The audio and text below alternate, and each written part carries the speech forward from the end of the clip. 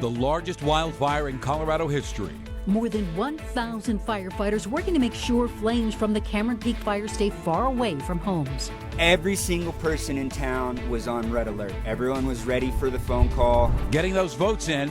At this point right now, we have had 24 times more turnout than at this point in 2016. Just how many Colorado ballots have already been returned, plus how your vote is being protected. And as COVID-19 cases continue to spike in Colorado, the new free testing options available to students. We're super excited to launch this new chapter and our joint response to the COVID pandemic. New at 5, the security guard behind the deadly shooting during last weekend's downtown Denver protest will be charged with second-degree murder. Charges against Matthew Doloff are expected to be formally filed by the DA's office next Monday. Doloff was at the protest to protect a crew working for 9 News who contracted him through the company Pinkerton. During a confrontation captured through photos and videos from people nearby, Doloff shot and killed Lee Keltner. Doloff now faces between 16 and 48 years in prison if he's convicted of second-degree murder. The Cameron Peak fire just keeps growing, expanding toward Fort Collins. It grew another 6,000 acres overnight. It's now 164,000 acres. And right now, the fire is creeping closer to Estes Park. And that is where we find Denver7's Jason Grenauer. Jason, that fire is still just 56% contained. And if the growth in the smoke plume over the course of the last few hours this afternoon is any indication, this fire is likely continuing to grow. And that means that the worry continues to grow for people who live only about 7 miles down the road here in Estes Park and for those who live even closer to the fire line. It's surreal. Smoke blanketed Estes Park this morning as those living north of town are turned away at road checkpoints. What I have as far as my daughter, my animals, that's the most important thing for me right now. Gloria Oots was evacuated from Glen Haven, only a few miles away, as the fire burns closer and closer to her home. It was just crazy. I started getting a little nervous and started resigning myself to thinking, you know what, we're just going to lose everything at this point. Winds weren't as bad on Thursday, which did allow for airdrops and not as much extreme fire behavior. So we're going to have resources, including structure protection resources, really concentrated in this area in here. The area of Storm Mountain, Cedar Park, the Retreat, Glen Haven, and Estes Park. Fire officials said they have beefed up the number of crews in those areas to try to save homes, as power crews turned off more power to affected and evacuated areas, and even more sections of Rocky Mountain National Park were closed. It's close, you know, and as you can see, there's dry fuel everywhere. Photographer and Estes Park resident Brett Rios took these photos of the fire as it exploded in size yesterday.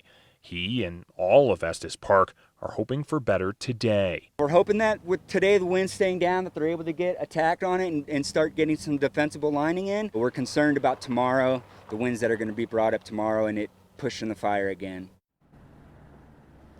Meteorologists that are working as part of the fire crews here are warning of a potential red flag warning for those increased winds tomorrow. Now, as for evacuations, as we mentioned, still several areas under mandatory evacuation, but late this afternoon, the Larimer County Sheriff's Office has lifted some voluntary evacuations for several neighborhoods surrounding the Cameron Peak fire, including Crystal Lakes and Red Feather Lakes. We have a full list of all of those evacuations up right now on the denverchannel.com. Reporting live in Estes Park, I'm Jason Grenauer, Denver7. All right, Jason, thank you. And just southwest of that fire, the East Troublesome fire in Grand County, it has grown exponentially in the last 24 hours. This time yesterday, it was just 400 acres, and right now it's at 3,700 and has yet to be contained. High winds early this morning led to evacuations in Bighorn Park. So far, Hot Sulphur Springs is not being evacuated, but areas just outside of town are. You know, unlike earlier this summer, most of the smoke seems to be staying out of the Front Range. Chief Meteorologist Mike Nelson joins us. Also, Mike, fortunately for firefighters, the winds were not as strong today.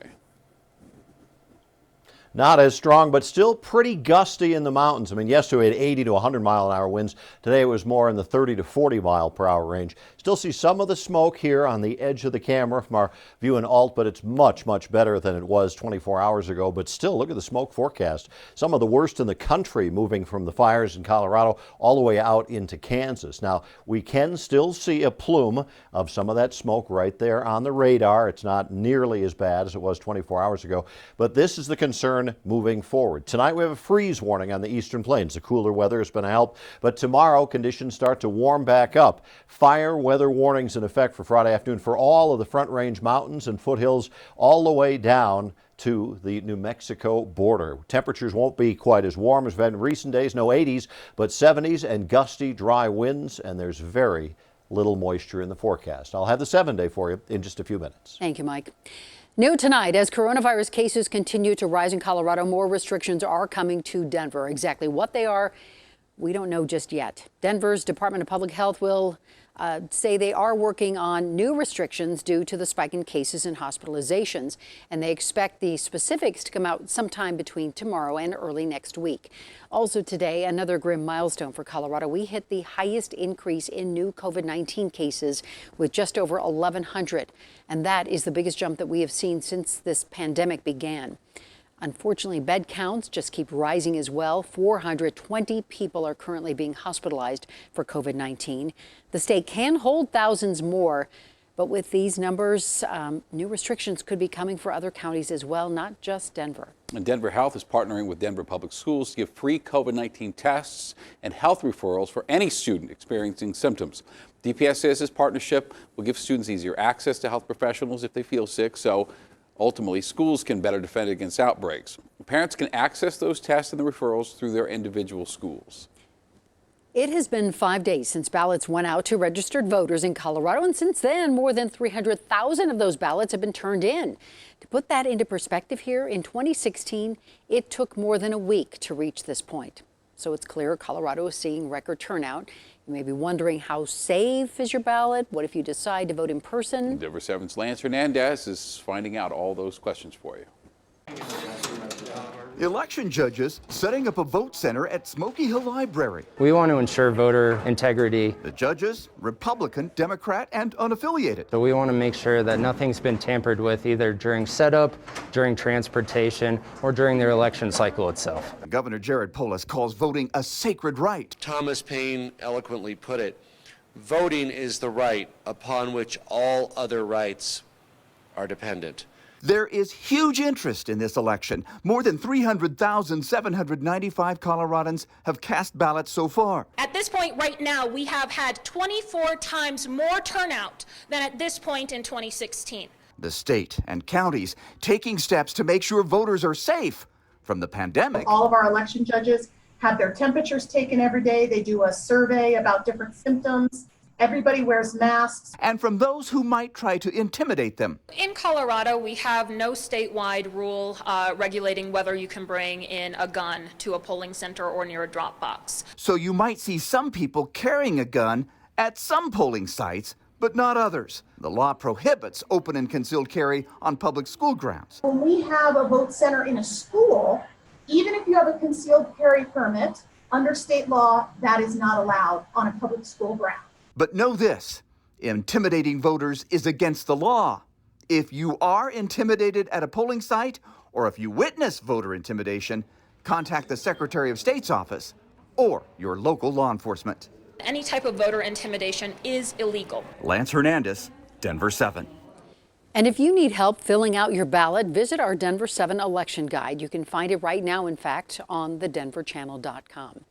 And speaking of getting out and voting, 88-year-old Rosemarie James is making sure her voice is heard. Her daughter Andrea sent us this photo yesterday of her mom dropping off the ballot in Louisville. She says despite any physical challenges, Rose was happy to put her ballot in a drop box in person.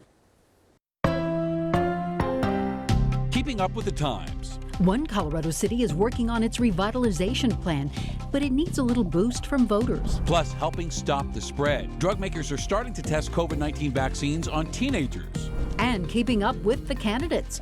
2 town halls tonight, President Trump and Joe Biden at the exact same time. So you're not being set up tonight, right?